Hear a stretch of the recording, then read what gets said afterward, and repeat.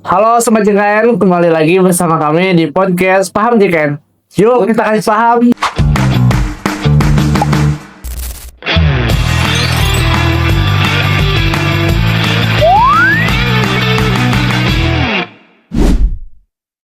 Oke, teman-teman Sobat JKN, pada siang hari ini saya Ajis Fatur Rahman kembali hadir tentunya menjadi host di podcast Paham JKN ini. Dan pada kesempatan ini saya kedatangan tamu yaitu Mas Dikri Alvin Nugroho ya. Selaku EP3RS BPJS Kesehatan, koordinator ya. Koordinator EP3RS BPJS Kesehatan Kantor Cabang Karawang. Nah, sebelum masuk ke obrolan kita, bolehlah kan barusan dikenalin nih Mas sama saya Mas ya. Nah sekarang untuk lebih jauhnya bolehlah Mas Dikri memperkenalkan diri gitu ya. Ataupun mungkin untuk awalan bolehlah gitu berbagi apa nih sharing-sharing terkait pengalamannya atau apa, bebas lah itu ya. Oke, ya udah. Terima kasih Mas Aziz. Ya, untuk nama sudah ya. Jadi untuk nama saya M. Dikri Alvin Nugroho. Saya selaku koordinator EP3RS. EP3RS kepanjangan dari Edukasi Penanganan Pengaduan Peserta di Rumah Sakit. Nggak hanya rumah sakit sih, jadi ada juga di fasilitas kesehatan tingkat pertama atau klinik, dokter praktik perorangan, dan puskesmas. Itu untuk jabatan dan tugas inti dari saya. Nah, untuk kegiatan sehari-hari ya. Kegiatan sehari-hari tentunya saya dan tim selalu koordinasi dengan pihak rumah sakit apabila ada kendala yang ditemukan bagi pasien JKN yang saat itu sedang berobat di rumah sakit. Nggak hanya di rumah sakit ya, jadi di fasilitas kesehatan tingkat pertama maupun meladenin pasien atau peserta lain yang mungkin saat ini tidak berobat tapi ada pertanyaan terkait BPJS Kesehatan. Jadi ya seperti itu untuk tugas sehari-hari dan mencatat pengaduan untuk Oke, berarti Mas Dikri ini lebih sibuknya ataupun kegiatan sehari-harinya itu berkaitan dengan penanganan pengaduan di rumah sakit ya Mas ya. Betul. Oke, berarti banyak banget nih Mas Dikri ini menangani barangkali kan ada timnya ya, ada tim EP3RS yang selalu siap siaga ya untuk standby gitu 24 jam gitu, melayani keluhan-keluhan via HP juga gitu ya. Keluhan-keluhan yang ada di lapangan gitu ya. Mungkin itu barusan sedikit kurang lebihnya perkenalan dari Mas Dikri ini. Nah, gimana apa kabarnya Mas Dikri hari ini? Alhamdulillah sehat ya. Harus sehat, soalnya pasien butuh BPJS Kesehatan untuk ya pelayanan kesehatan. Iya betul ya. Kita harus sehat. Kita kan yang membutuhkan layanan itu kan mungkin kayak orang-orang yang sedang mengalami kurang sehat, sakit gitu ya. Maka kalau kitanya nggak sehat berarti siapa ini yang membantu gitu kan? Pasiennya iya ya. Oke, nah Mas Dikri tahu nggak hari ini kita bakal ngebahas apa? Tahu dari tahu soalnya. Oke, teman-teman Sobat JKN, kita akan membahas sesuatu yang biasanya diperlukan atau dibutuhkan nih ketika sakit. Apa ya kira-kira? Obat. Oke. Nah, kita akan membahas terkait dengan ketersediaan obat di rumah sakit nih Mas ya. Boleh. Oke, boleh langsung saja ke pertanyaan yang pertama. Nah, ini gimana nih maksudnya obat yang ditanggung BPJS itu kayak gimana sih?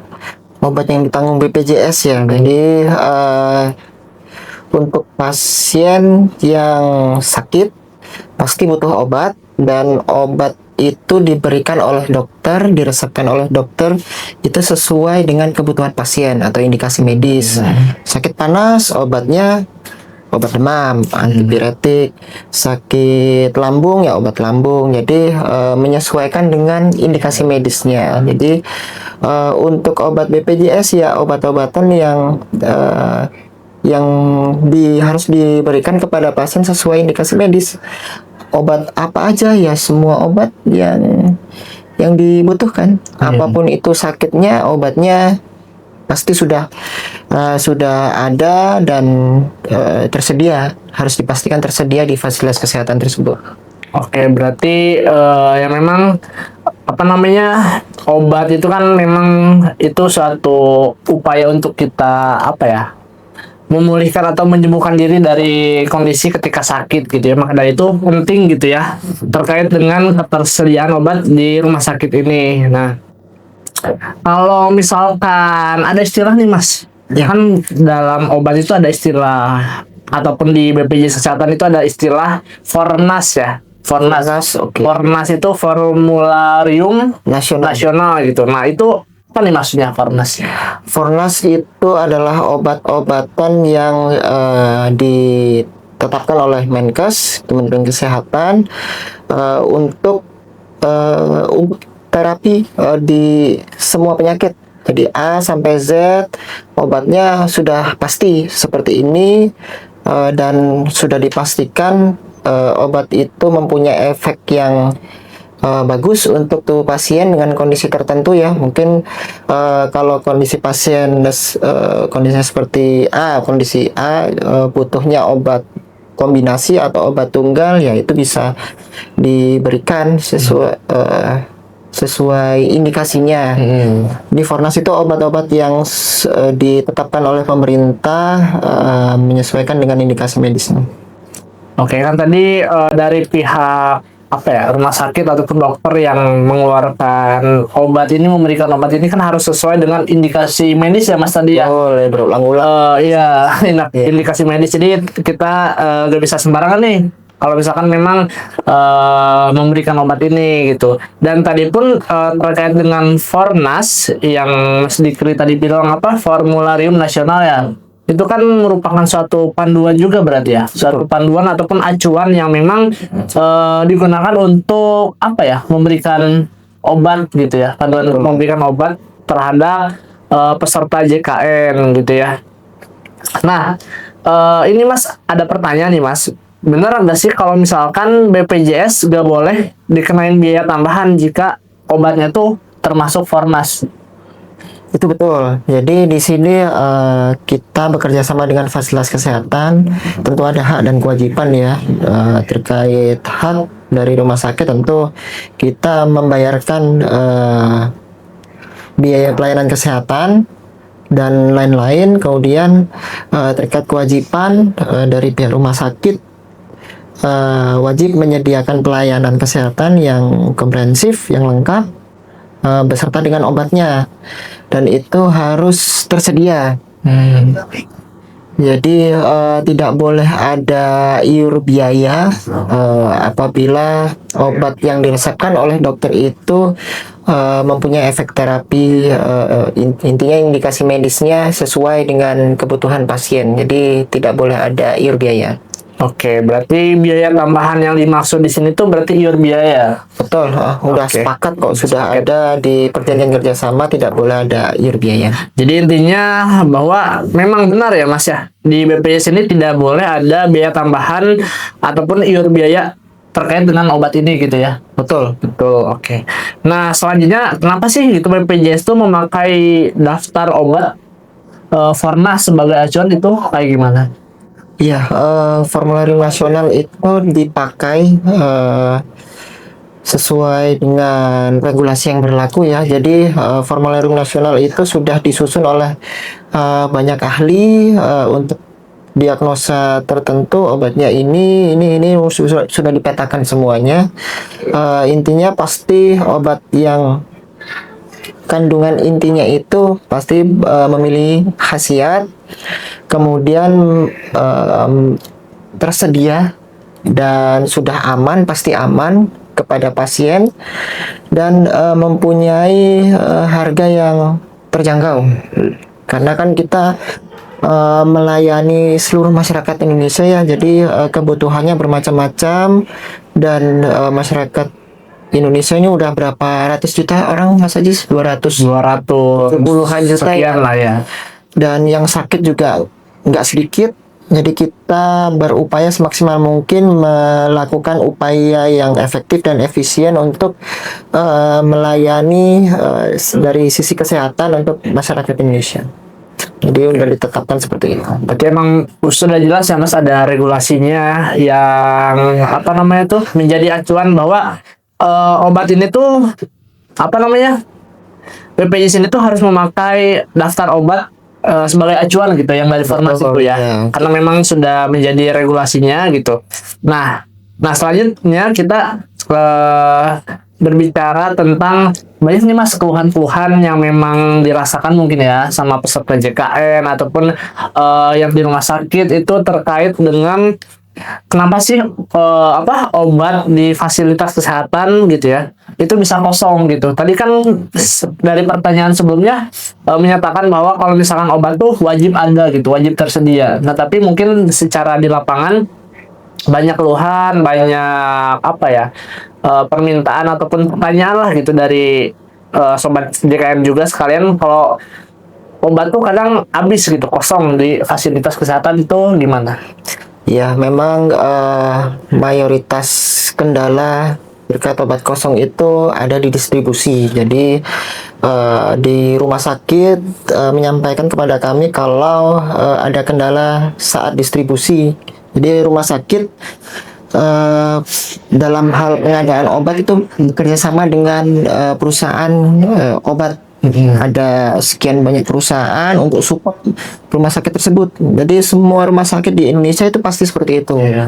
Jadi untuk support obat, alat kesehatan, maintenance peralatan kesehatan seperti CT scan, X-ray, ronsen dan lain-lain itu semua harus di-maintain, dan rumah sakit nggak mungkin memproduksi sendiri. Jadi rumah sakit itu sebagai untuk melayani, karena di situ ada dokter, perawat, sedangkan untuk kebutuhan Produksi obat atau medis habis pakai obat itu semua ada supportnya sendiri dari perusahaan-perusahaan. Nah, ada masalahnya tuh distribusi di bahan baku, mungkin ada terkait perizinan dari perusahaan penyedia obat itu, sehingga rumah sakit terkendala untuk memberikan obat kepada pasien sesuai dengan yang diresepkan dokter. Nah, sebagai informasi tambahan nih, jadi kan biasanya BPJS terkenal dengan obat generik ya. Jadi jangan khawatir, nanti pada prinsipnya di formulir nasional itu ada hanya menetapkan komposisi obat untuk diagnosa ini, pemakaiannya sekian, untuk berapa hari, tersedianya di mana. Itu hanya komposisi. Terkait obatnya merek apa, itu dari pihak rumah sakit yang menyediakan. Bisa obat paten, bisa obat generik. Memang secara ekonomi lebih terjangkau obat generik karena nggak ada biaya advertising ya, jadi iklan seperti itu di lapangan, sehingga lebih terjangkau. Jadi yaitu distribusi kalau dari kendala obat kosong itu di rumah sakit. Oke, maaf nih Mas, mungkin banyak dari teman sobat JKN juga yang nggak terlalu paham gitu ya. Nah, obat generik itu maksudnya apa sih Mas? Mungkin barangkali ada yang belum tahu gitu ya. Oh, obat generik. Iya. Oke, obat generik adalah obat yang sebenarnya udah diketahui ya. Obat itu memiliki khasiat yang yang bagus sesuai dengan peruntukannya, kemudian aman dikonsumsi manusia, dan tidak ada terjangkau karena nggak ada biaya pemasaran sehingga ya hanya itu beda obat generik dan obat paten.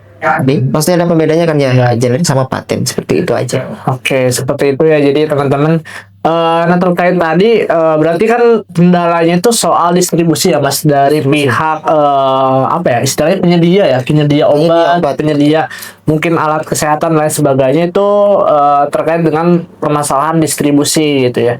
Jadi clear ya teman-teman, alasannya kenapa mungkin barangkali sobat JKN merasa bahwa mengalami gitu ya di fasilitas kesehatan obatnya kosong lah atau apa. Nah ini sudah terjawab sudah gitu ya oleh Mas Dikri, karena intinya masalah distribusi gitu ya.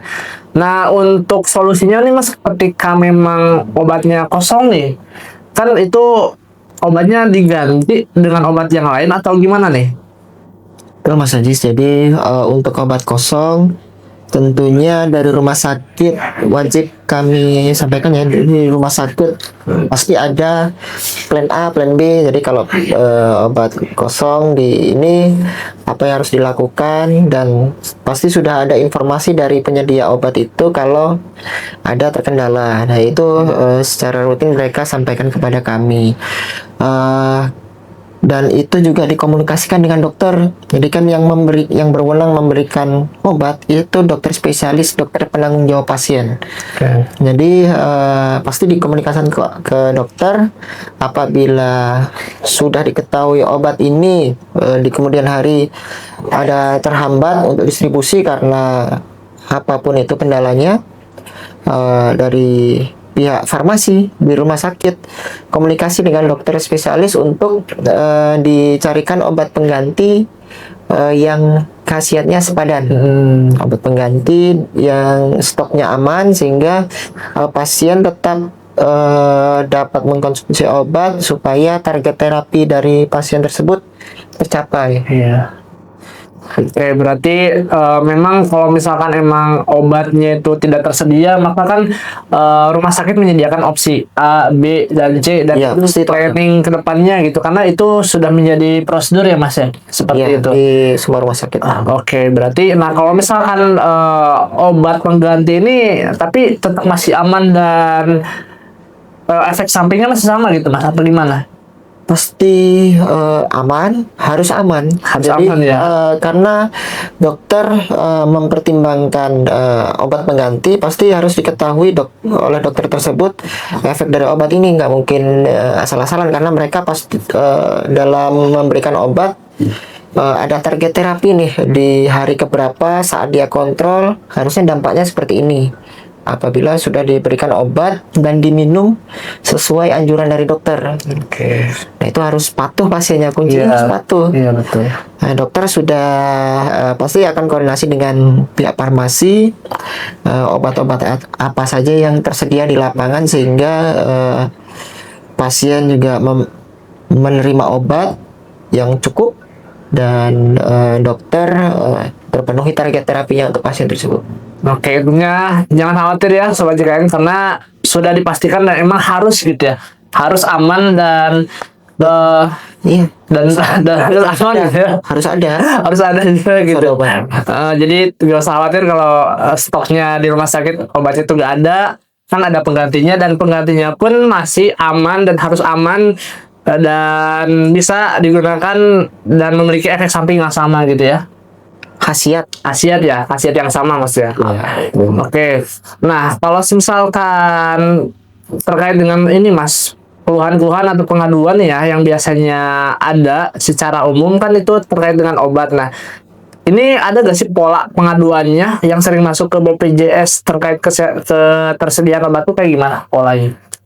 Pola pengaduan. Iya, pola Pola pengaduan. pengaduan kebanyakan adalah miskomunikasi antara petugas farmasi dengan keluarga pasien atau pasien. Jadi sebenarnya plan A, plan B ini sudah ada di rumah sakit, namun di lapangan penyampaiannya berbeda. Jadi yang seharusnya kalau plan A nggak berjalan, obat kosong, itu harus ngapain nih farmasi, itu harusnya sudah berjalan, namun di lapangan ada saja yang kendala itu, sehingga perlu adanya komunikasi kepada pihak rumah sakit, bisa disampaikan ke kami sebagai staf edukasi dan penanganan pengaduan peserta di rumah sakit, untuk dibantu komunikasi dengan rumah sakit terkait kendala yang pemberian obat ini kepada pasien.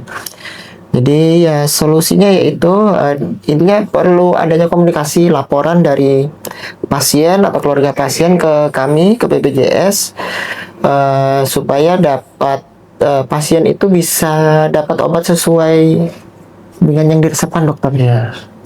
Jadi jangan sampai diresepkan 1 bulan karena obatnya kosong, cuma dikasih 3 hari misalnya, terus dihutangkan, jangan sampai seperti itu. Nah, itu ada kemungkinan pasien tersebut nggak minum obat nih, misalnya obatnya sampai beberapa hari kemudian baru diberikan misalnya. Contohnya dihutangkan misalnya, nanti akan kami berikan kalau stoknya ada. Ya itu benar, cuman harus sesuai dengan yang diberikan saat ini. Misal dikasih untuk 3 hari, berarti hari ketiga atau paling lambat hari keempat pagi harinya itu sudah ada obat. Jadi jangan sampai putus obat kalau misal pasiennya harus mengkonsumsi obat selama 1 bulan penuh. Oke, Mas Dikri, kan Mas Dikri ini selaku koordinator EP3RS ya. Nah, sekarang saya nih mau tanya terkait dengan EP3RS nih, Mas. Nah, kalau misalkan ada keluhan atau laporan terkait dengan obat yang tidak tersedia itu, bagaimana respon dari tim EP3RS itu, Mas? Kalau ada keluhan yang masuk seperti terkait dengan obat yang tidak tersedia itu kayak gimana? Oke, respon awal dari kami ya tentu saja ya harus gimana ya. Jadi kan kita udah kerjasama dengan rumah sakit, sudah tahu hak dan kewajibannya, ya tentunya kita harus sesegera mungkin memfollow up kepada pihak rumah sakit supaya nggak sampai putus obat untuk pasien ini. Dan gimana ya, intinya rumah sakit harus komitmen dengan perjanjian kerjasama, namanya juga kerjasama ya. Jadi kita kerja bareng-bareng. Dari BPJS kerjaannya ini, dari rumah sakit pekerjaannya ini. Salah satu tugas dari rumah sakit adalah memastikan ketersediaan obat terjaga. Jadi biar pasien tidak sampai putus obat. Itu sih. Jadi memastikan obat di rumah sakit itu selalu tersedia agar pasien tidak putus obat ya, Mas, yang digaris besari gitu ya. Nah, ini tadi menjadi pertanyaan terakhir nih, Mas. Udah agak kerasa, udah di penghujung obrolannya, Mas. Nah, ini ada satu lagi nih terkait dengan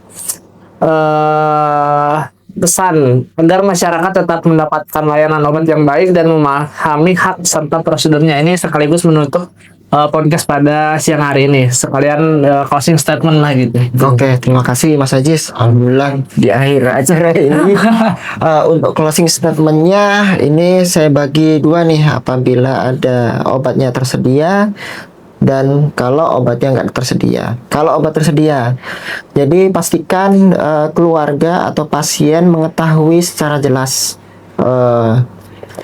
efek obat yang dikonsumsinya, kemudian aturan minumnya, dan harus disiplin meminum obat supaya kondisi kesehatannya terjaga, tidak ada perburukan di kemudian hari. Jadi kita kan berobat tujuannya pasti apa? Pasti ingin sembuh. Ingin sembuh, kembali beraktivitas dia kala, ingin sehat. Nah itu kuncinya harus tahu aturan minumnya, aturan pakainya, kalau tidak diminum ya obatnya, aturan pakainya, dan harus disiplin untuk minum obat. Itu kalau konteksnya obatnya tersedia. Kalau nggak tersedia, jangan sungkan untuk komunikasi ke kami, sampaikan ke kami bisa melalui chat WhatsApp. Kontak ini nanti ditampilkan ya di YouTube, kontak EP3RS untuk Kabupaten Karawang dan Purwakarta. Jangan sungkan untuk chat WhatsApp, atau Bapak Ibu Sobat JKN bisa mencatat atau melaporkan pengaduan melalui aplikasi mobil JKN. Pertama yang kami butuhkan adalah data pasien, nomor kartu BPJS pasien, kemudian tanggal berobatnya di rumah sakit mana, dan obatnya apa aja yang kosong. Dan itu silakan dikomunikasikan sehingga kami bisa lebih clear dalam mengkonfirmasi ke rumah sakit kendala-kendala yang di lapangan seperti apa. Jadi itu saja sih sederhana dua Ya. konteks itu. Oke, luar biasa sekali teman-teman. Jadi ada dua posisi nih ketika memang obatnya tersedia, maka diharapkan sobat-sobat JKN apabila memang kondisi sedang sakit dan mendapatkan obat, maka harus disiplin ya Mas ya. Disiplin, Harus rutin betul. minum obat, terus pola makannya dijaga, pola istirahatnya dijaga, dan juga harus selalu ingat gitu, karena tujuan dari kita minum obat itu kan tujuannya untuk sehat ya Mas, untuk sehat sembuh kembali. gitu. Jadi jangan dilewatkan, jangan di skip gitu ya minum obatnya. Terus apabila memang kondisinya tidak tersedia nih ya, jangan ragu ataupun canggung ya. Intinya untuk melaporkan atau berkomunikasi dengan petugas EP3RS, yang mana petugas ini tuh sudah terpampang banyak gitu ya di setiap sudut rumah sakit.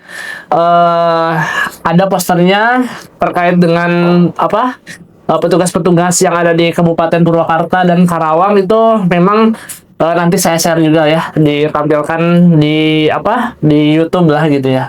Iya. Oke, itu saja teman-teman Sobat JKN. Terima kasih banyak Mas Dikri ya atas edukasi dan juga informasinya untuk podcast episode ketersediaan obat JKN ini. Sampai jumpa lagi di podcast episode selanjutnya hanya di podcast Paham JKN. Yuk kita kasih paham.